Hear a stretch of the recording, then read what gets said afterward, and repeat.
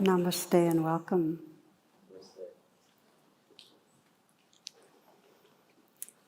So I'd like to wish you a happy Valentine's Day and begin with a brief quiz. The first one is, what do squirrels give each other on Valentine's Day? Any guesses? Forget-me-nots. Okay, one more, only one more. What does an octopus sing to his beloved on Valentine's Day? I want to hold your hand, hand, hand, hand, hand, hand, hand, hand, hand. Okay, I gave it a good shot, right? So appropriately, we're in the midst of a 4-part series on awakening the present heart. And this is the first one. The first one that we did was on awakening lovingkindness, which is the seeing the goodness and responding to the goodness in life. The second is compassion, which is what we'll be doing this class. And then we move on to joy and equanimity. And in the Buddhist tradition, these 4 are called the Brahma Viharas, or the divine abodes, because they really express the capacity and potential of our awakening heart. So in thinking about each one of them, we look at, really what's blocking this innate capacity we have and what cultivates it. So as we think of compassion tonight, I'd like to invite you to bring to mind someone you know, or if you don't know anyone, someone you know of, who you really consider as authentically compassionate. And just take a moment to sense that person and what are the qualities that come to mind? What is it that you feel in them? What lets you know that quality of heart is there?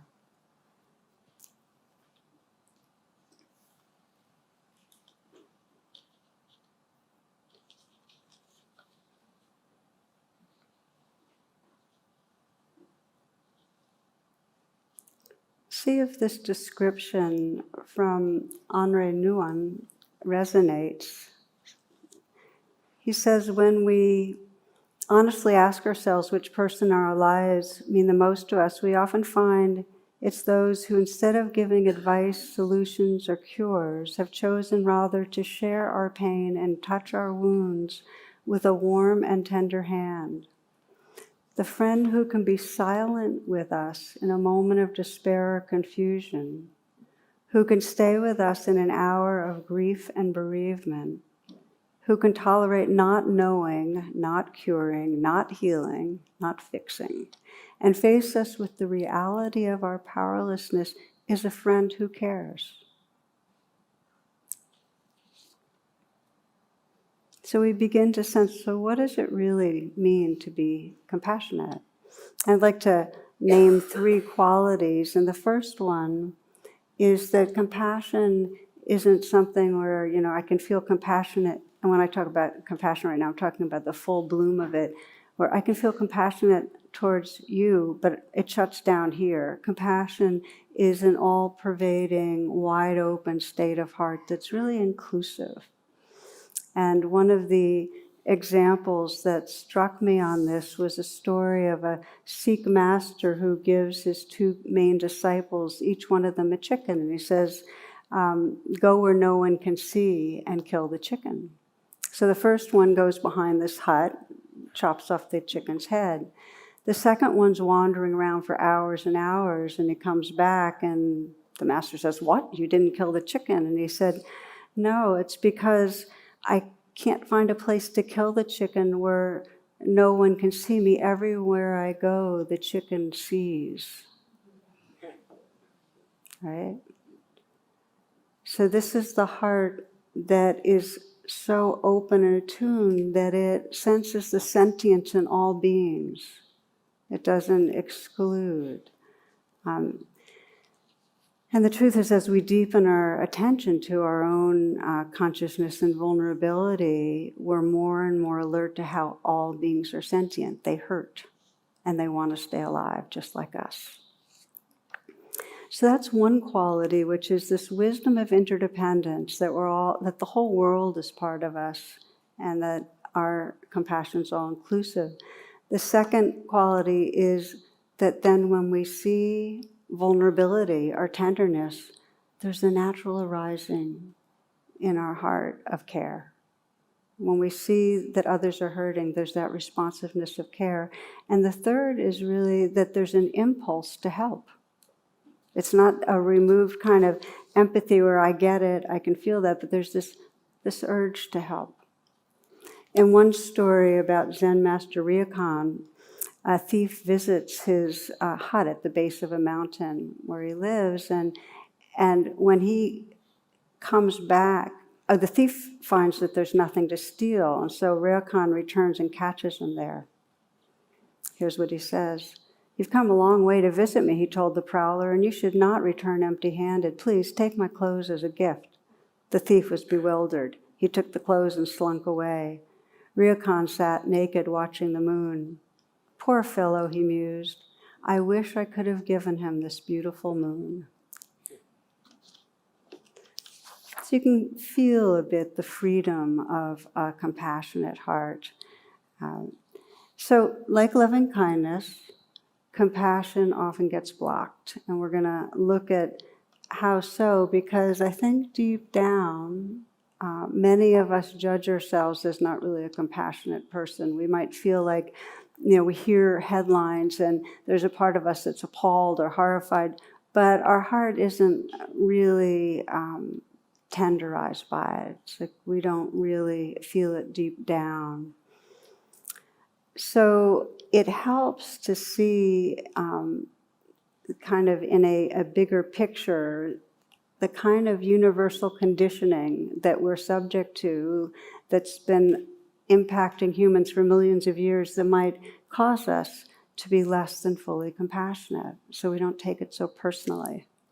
So a very brief romp through evolutionary history is just to say that for millions of years, humans lived in small groups, and the way they survived was that other groups were considered other and less than, and they actually had names for themselves that usually had something to do with human, and their names for the other groups were epithets that really had to do with less than human. And so it was really part of social cohesion, and to feel that we're the ones and others are not, and if others are unreal and less than, then you can attack them and you can be against them. So while they had the capacity for pro-social affiliative emotions like compassion, it was very, very restricted. It was a very immature form of compassion. And then we see that about 70,000 years ago, so this is millions of years, and about 70,000 years ago, there was this cognitive revolution that happened where all our brains started spurting all these different pathways, and we began to communicate to each other and be able to collaborate in ways that have now led to our current capacity to really collaborate globally, on economics and on law. And there's actually less violence now than there has, if you look at the broad span over time. But to know that for 1,000 times as long as this last recent period in history, humans were living in small little bands and having others be bad. So there wasn't that inclusive heart. So we're catching up. So we have these evolutionary poles. We have all that old conditioning to make others bad and not be attuned, as that man was to the chicken, to the sentience. And then we have this more recently evolved part of our brain that has the mirror neurons and the equipment to look at any being and sense that which is looking back at us is the same awareness, the same beingness, that you are part of my heart. How could I hurt you? Those are the pulls we've got going. Our evolution is moving in the direction of the empathy, the compassion, the care. In fact, one attachment scientist, Louis Kozolina says that it's not the survival of the fittest, it's the survival of the nurtured.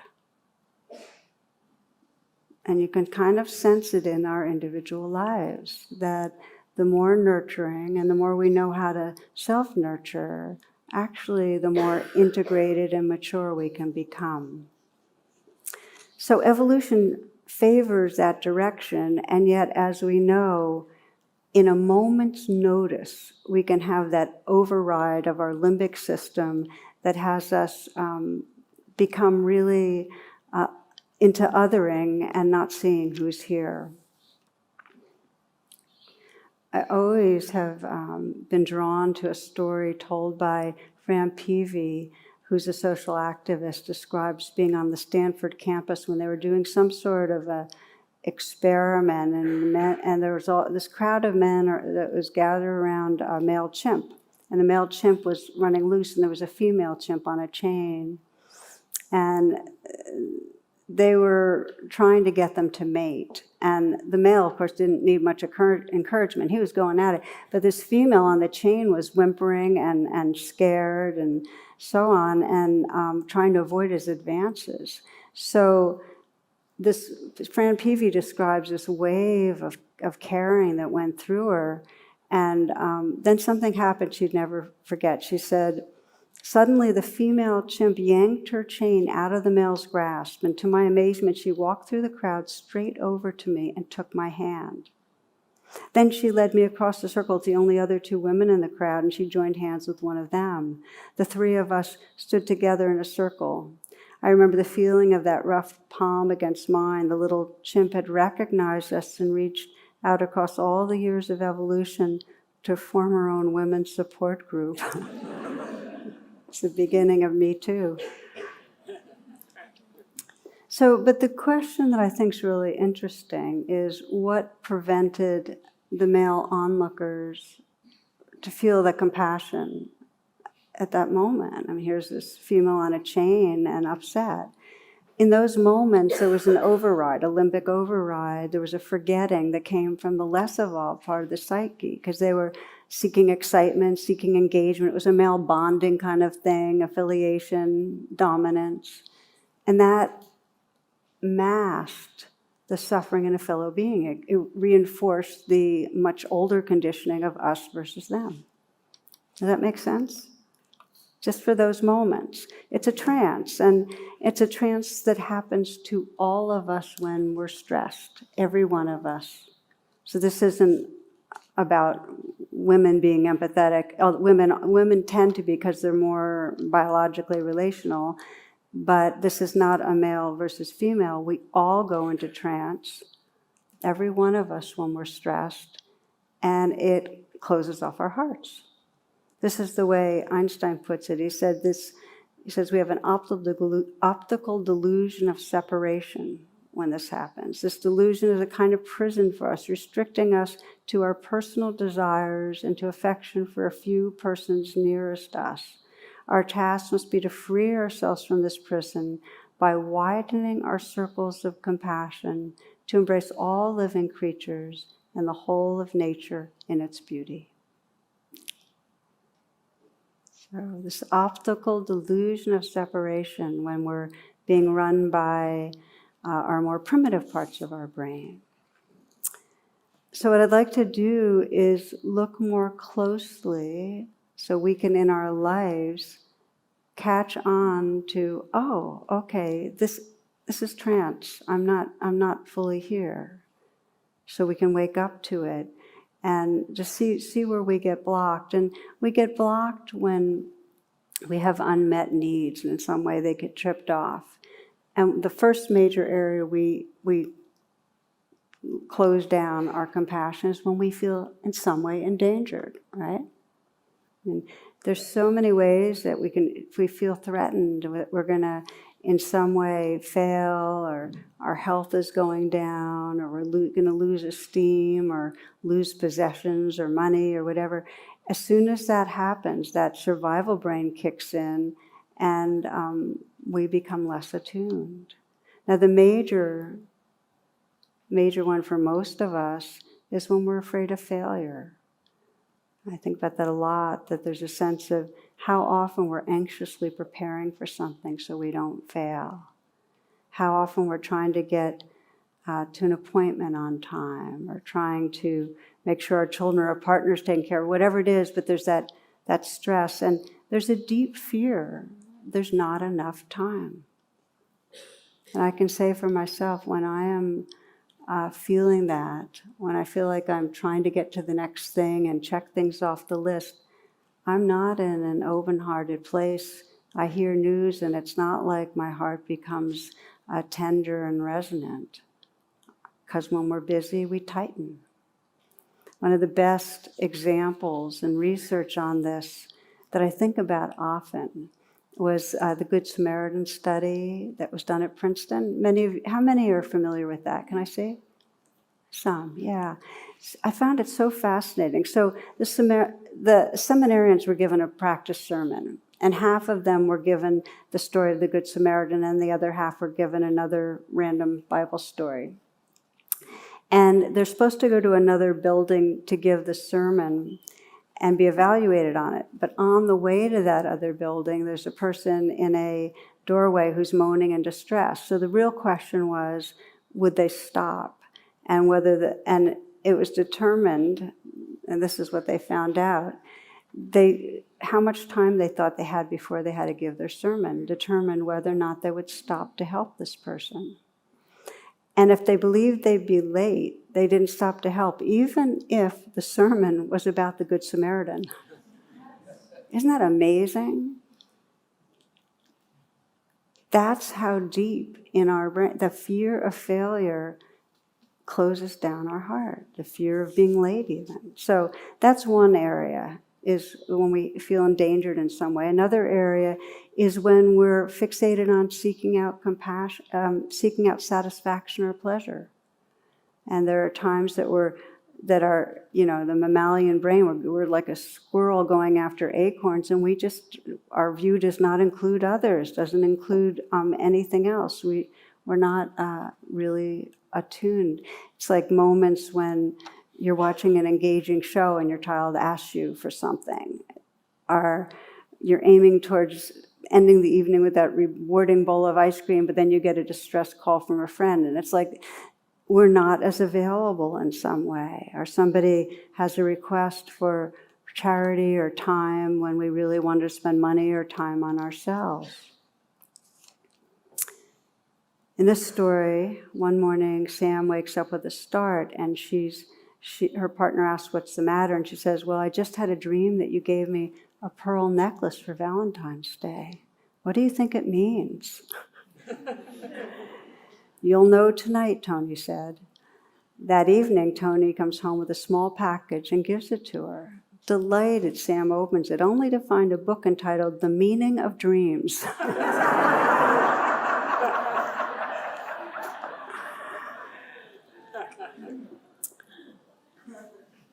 That didn't totally illustrate my point, but I couldn't resist.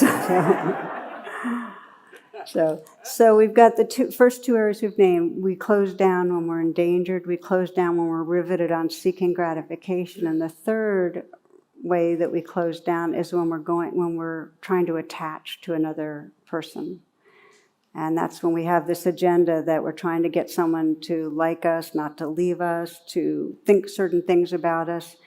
Whenever we're with each other and there's some strong agenda of wanting something from each other, we actually aren't present to tune into vulnerability and be tender. The agenda gets in the way. It's like that story of the older woman in Miami sitting on a park bench, and a very disheveled man in tattered clothing sits down next to her, and she asks him, "Well, how are you doing?" And he goes, "Well, I'm just out of prison, 25 years. "Oh, what were you in for?" "Murdering my wife." And then she goes, "Oh, so you're single." You get the idea. Like our attention gets narrowed when we're going for something, when we have an agenda. Again, not a perfect example, but so these are the areas that when we're fearful of something, wanting something, trying to control relationships, and it happens a lot of the time, we're actually not available. And then even when we do extend to others, it's not wholehearted. It's self, it's maybe out of duty, our obligation, or just to feel good about ourselves. So I'm coming back to, this is the reason we hear stories in the news. We even see things, more comes to us information-wise than ever in history. And because of stress in these three areas, our response is more mental than it is visceral and heart. Okay. So accessing an authentic quality of compassion isn't easy. It requires a real presence. And unless we're mindful, our stress conditioning continuously overrides the circuitry. I find it really interesting what the Dalai Lama said about this. He said, I don't know why people like me so much. It must be because I value bodhicitta. Bodhicitta is the awakened heart mind. He says, I can't claim to practice it, but I value it. What he's saying, in my understanding, because clearly he practices and he emanates it, but he means that it's not across the board. He forgets too. But he's saying, I care about caring. That's why people like me.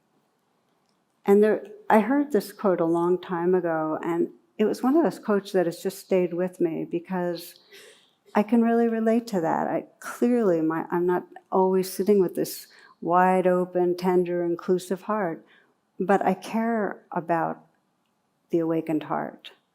And that caring keeps drawing us, even though we go into trance and get over, the limbic hijack and all that, we keep on evolving because we care about caring. And you wouldn't be here, each one of you that's listening, unless there was something waking up in you and knowing that caring. This is what matters.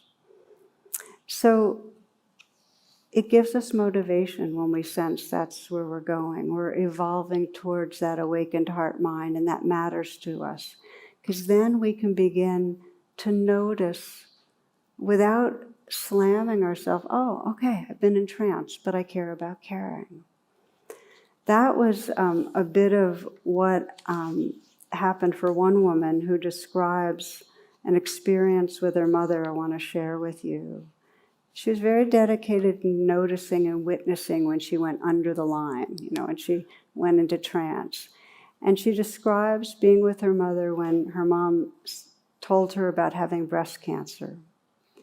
And she said, immediately she went into sadness, guilt, anger, future tripping, regret. In other words, she was overwhelmed by the shock. Okay, so this is stress. She says, as it usually does, my mind immediately went into planning mode. So just track the story. So instead of the resonance, she's right there planning. That's a stress reaction. What needs to happen? What are your treatment options? How soon we can get the lump removed? So you get the idea.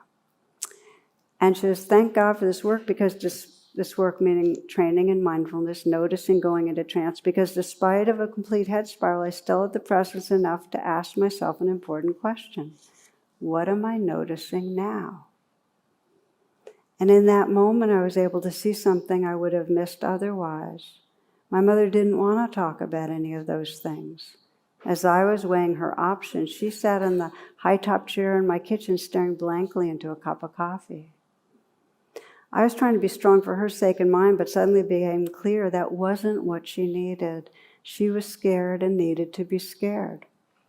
I debated whether to give her a hug, which sounds terrible, I know, but I was barely holding it together, and scurrying around, making dinner, poring over doctor's paperwork, and staying busy was my way of avoiding total collapse. Being present allowed me to shift to her way. I took a breath, walked across the room, and wrapped my arms around her. It was an awkward sideways hug, but it was also a long, necessary one. And then something happened. Slowly she started rocking side to side like a mother rocks a child, except the child was now the caretaker. It was a sweet, tiny moment I'll never forget, and one that I surely would have missed if it were not for the power of mindfulness. This is Emily Bennington.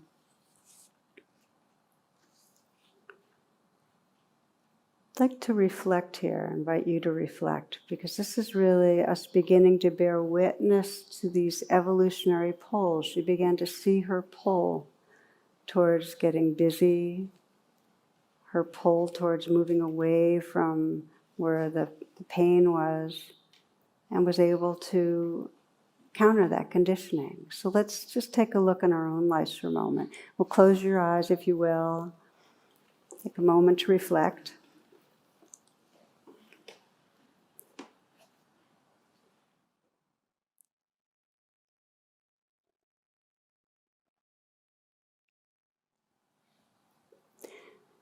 So you might bring to mind someone who's dear to you and who's currently facing difficulty. Someone you'd like to relate to with more compassion.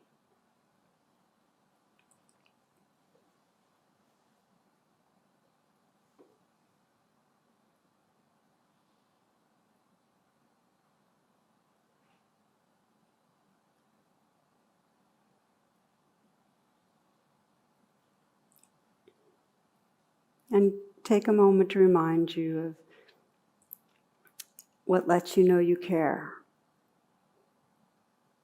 that you want to be the friend or partner or sibling or whatever it is who truly listens, not fixing, who has that kind presence. So just remind yourself that you care about caring.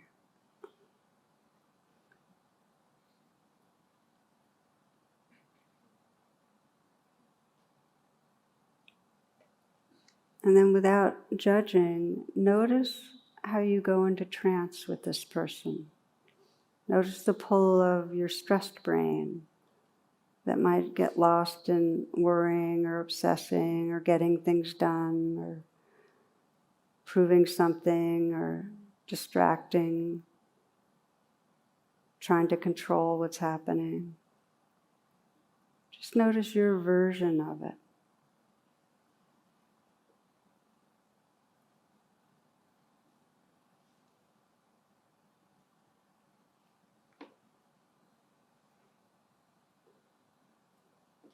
Sense what you want to look out for, what you want to be alert to next time.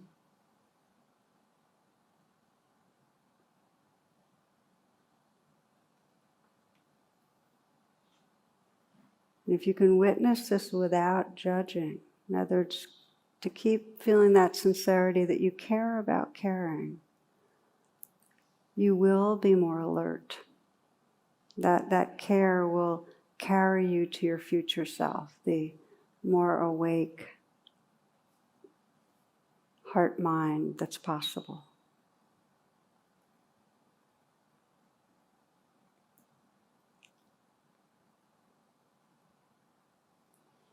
So we're going to move now into how we can cultivate compassion.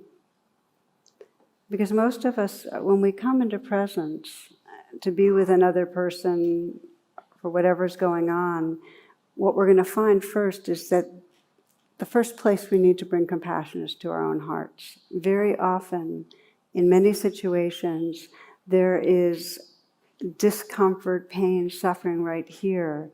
And if we try to skip over it, our compassion will be abstract. It will not be authentic.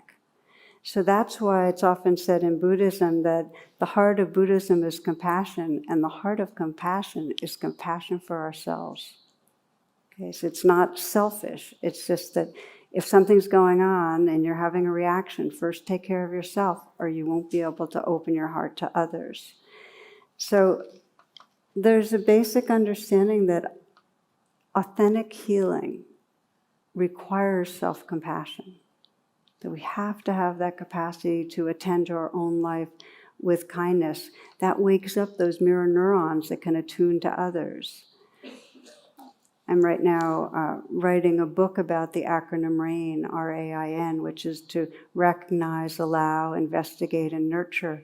And that nurture piece, there's no real freedom if we don't have a tenderness towards what's going on. It's absolutely essential. So the process of compassion and self-compassion is very simple. We have the courage to recognize, oh, suffering is right here. And if we really connect with it, this really is suffering, ouch, the heart gets tender. But what happens usually? What happens when you're hurting, when you're having a hard time? How do you usually relate to yourself? It's really interesting to watch. For many of us, we relate to ourselves often how our caretakers related to us, which could have been anything from ignoring or judging, you're too sensitive, or trying to fix or get rid of something, which is a big one, or others have it worse. Why are you complaining? Others have it so much worse. Or we might tell ourselves, it's your fault, you got yourself into this. But you see how each of those is something other than directly just going, oh, suffering, ouch. It's not until we stay and just get it that this hurts that our hearts will start opening to ourselves. Any notion that we don't have it so bad, that others have it worse, takes us away from that. And again, if there's no self-compassion, those mirror neurons that need to be activated to be empathetic towards others are not there. So I'd like to give you an example of how it can work, that we move from, because when there is self-compassion, we naturally extend.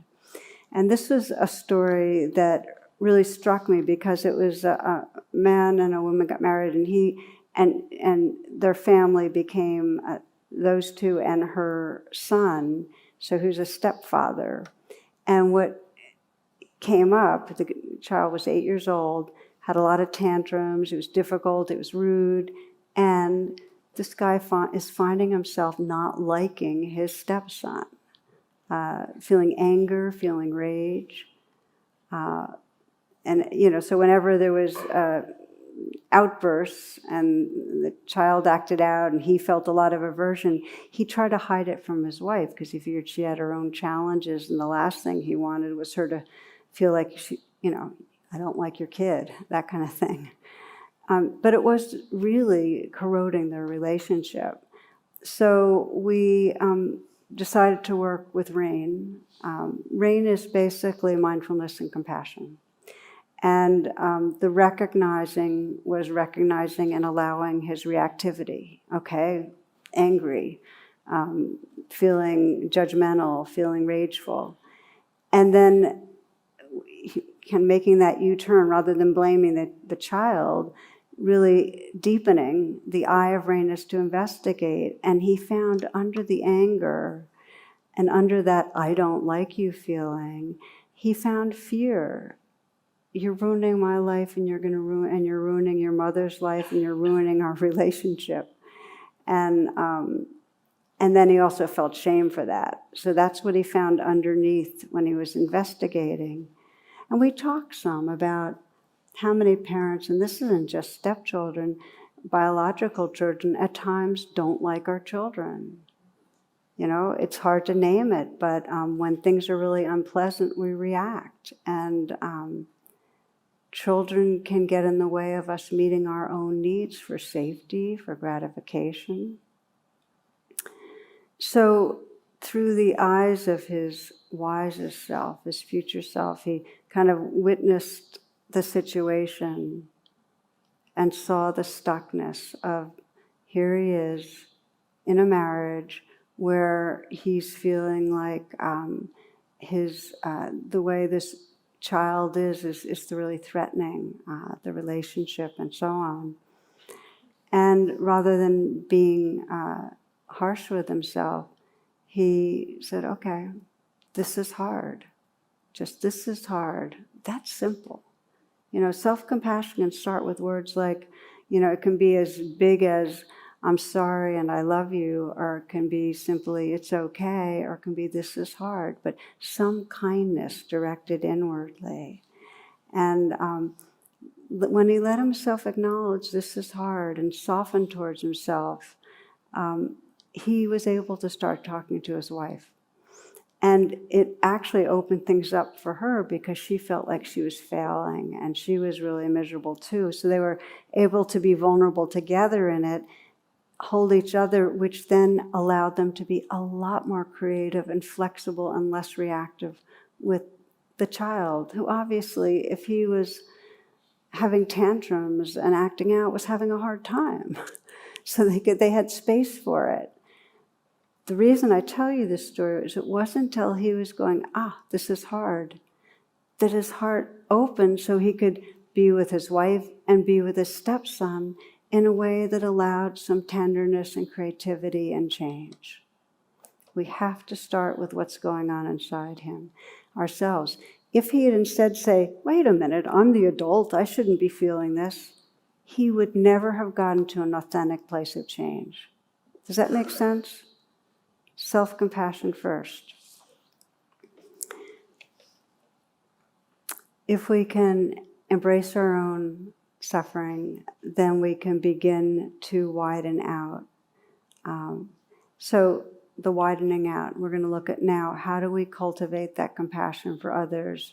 And what I really want to look at in the last 15 minutes that we have is how do we take compassion from a fleeting state that we sometimes experience, just a little tenderness, to being a trait, an enduring expression of our being.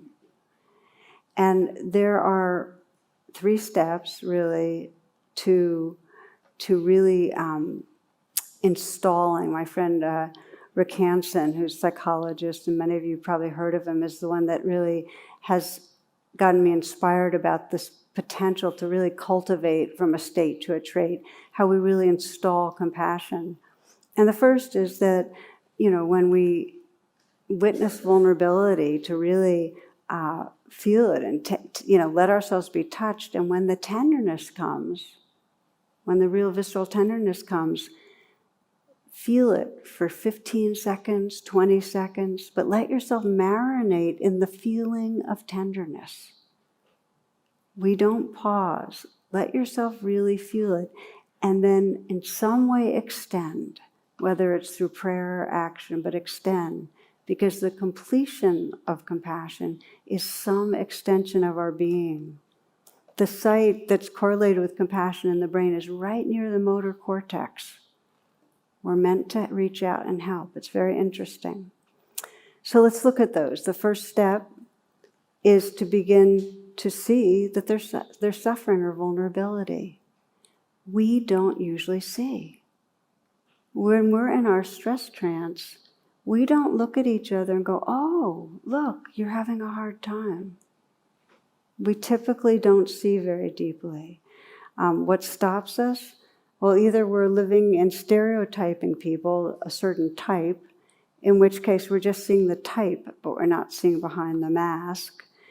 Or else somebody's acting out in a way, and we're seeing the way they're defensive or aggressive, but we're not seeing what's behind it. We're not seeing how it's covering vulnerability. James Baldwin says, I imagine that one of the reasons that people cling to their hate and prejudice so stubbornly is because they sense that once hate is gone, they will be forced to deal with their own pain.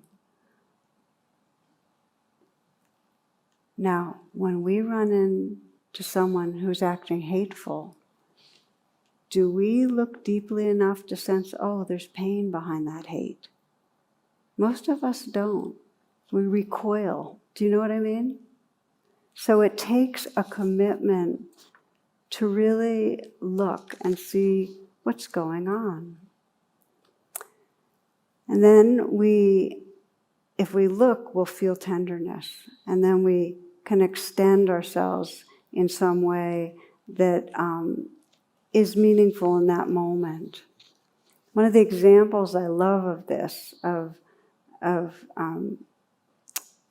really the expression of compassion, I heard in a Krista Tippett interview with Ruby Sales, and Ruby Sales is an African-American social activist, older woman now, very active in civil rights.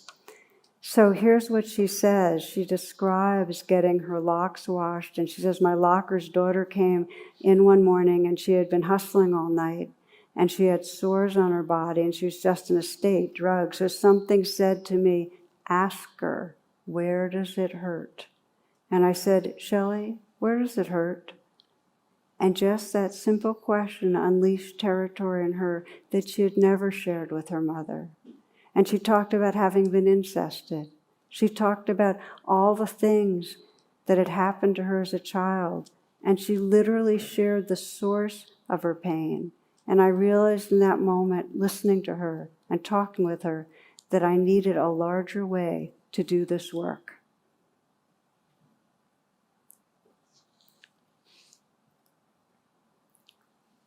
What Ruby Sales is talking about in a larger way is cultivating this capacity to see the vulnerability, let ourselves be touched, and reach out. Where does it hurt? Where does it hurt? Such a beautiful question. As we begin to get more tender and to look and to respond, it's contagious. The people around us, they get touched and then they act that way more. You know, just the way there's limbic contagion, when people are angry or upset, there's compassion contagion. I remember experiencing a bit of it. It was 2008, because I remember it was kind of during that recession period. And I was going up to New York to give a talk on something. And one of my great fears in the world is getting lost. And I was driving to Union Station, and somehow or other, 395 got all botched up, got completely lost, late for my train, afraid I would be late for my train. I went to a gas station and parked and was trying to find someone that give me instructions. And an elderly gentleman was kind of overheard me and could sense all my angst. And he interrupted the guy that was trying to explain to me, said, come on, hon, you just follow me. And he just drove, and I followed him right to Union Station. And in those moments, I felt this sense of the world being a friendly place. Now, it's not always friendly on some levels, but deep down, there is love. People have that capacity. I just felt the field of loving. I get on the train, and I was really excited. I was reading, I don't even know what I was reading, but I was reading something I was excited about. And this young man next to me started talking to me, and it turned out he had lost his job because of the recession and so on. We talked a long time. And there was something about just dropping the thing of wanting to read and just being there. And I figure he probably went back to his wife and his kids, and he was probably more open. It goes on.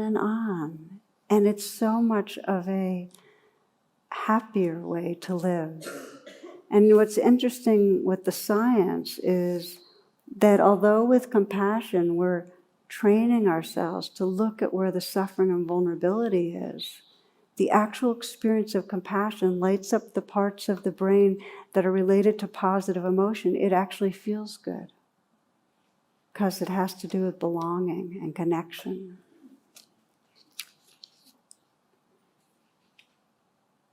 It's the world we want to live in. We care about caring.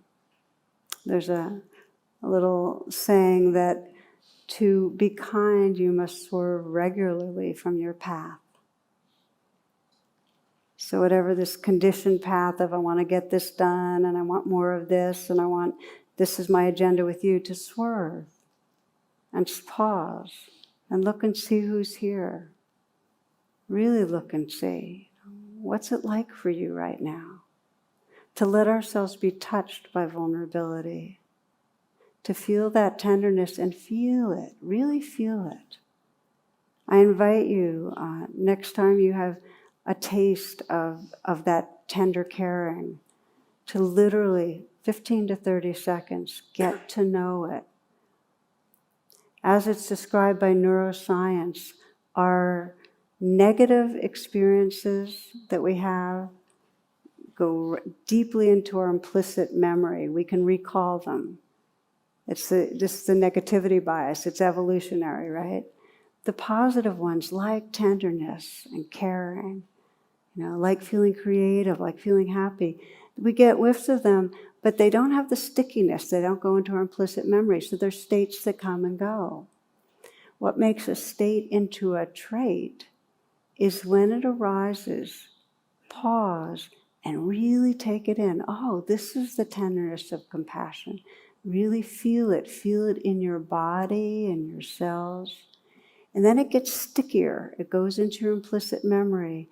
And if you keep repeating that, over time, the state of compassion becomes a trait. You really sense it as who you are. So that's the invitation, and we'll practice a little bit right now with that, if you will. You want to just adjust how you're sitting and close your eyes for the last few minutes.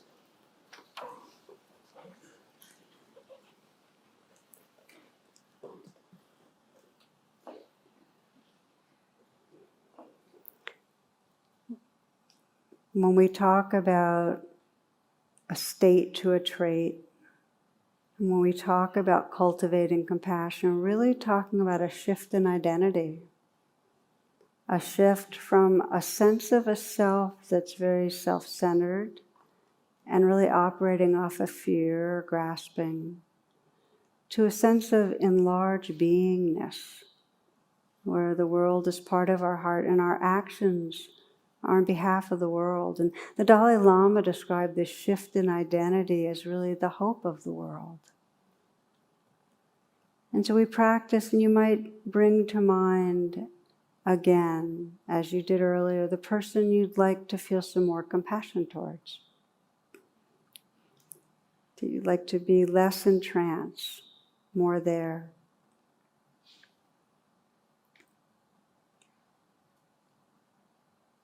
And feel your intention towards compassion, towards awakening into your future self, your awakened heart mind, really manifesting that compassion, who you can be.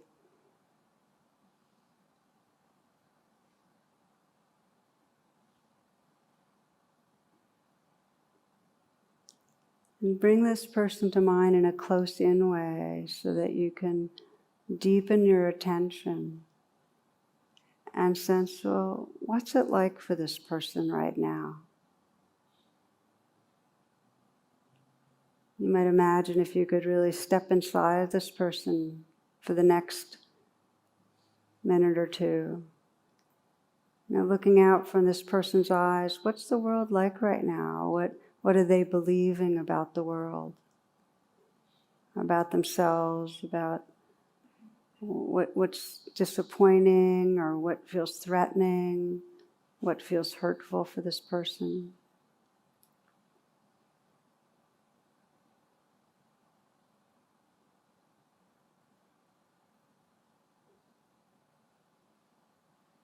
Where does it hurt for this person?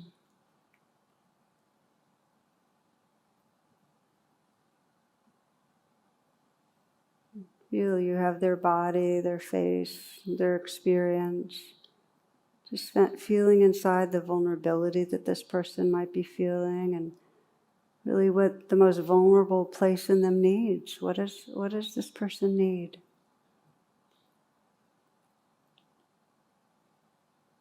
What will be most healing?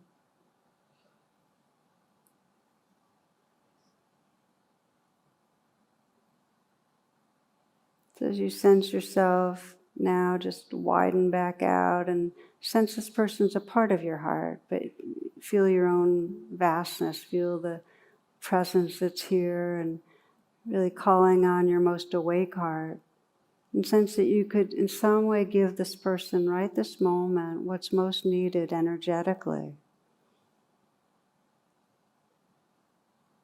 So if you could put a hand on their cheek or their heart or hug them and really send the message that would most be healing to hear. It might be simply the message of, I'm sorry and I love you. But you might mentally whisper their name and send that message. Or Thich Nhat Hanh says, I care about your suffering. Darling, I care about your suffering.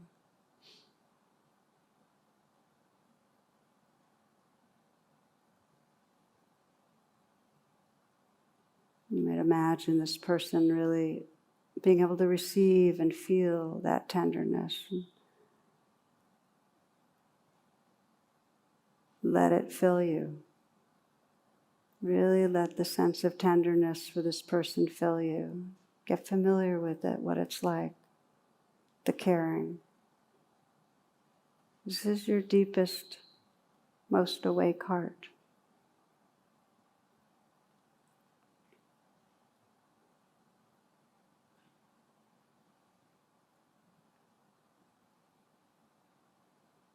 You might sense this heart space is wide open, that it's including all the beings that struggle just the way this person that's dear to you struggle. All the beings from different countries, different ages, races, religions, perhaps species that might struggle with the same kind of suffering. So you're feeling that tenderness really includes them all and us all.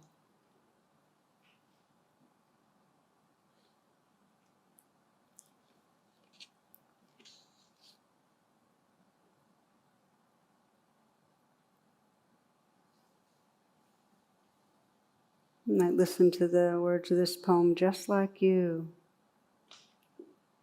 Walk gently on this earth with purposeful steps. You share this space with 7 billion human beings and countless other precious life forms. Just like you, they all want to be happy. Just like you, they all need love. We're not going to survive unless we walk gently on this earth together, until we touch something in others that feels just like the shards of our own pain, the fluttering warmth of our own joy, until we sew their wounds into our hearts and seal it with our own skin. Walk gently on this earth. Walk gently on this earth. Walk gently on this earth.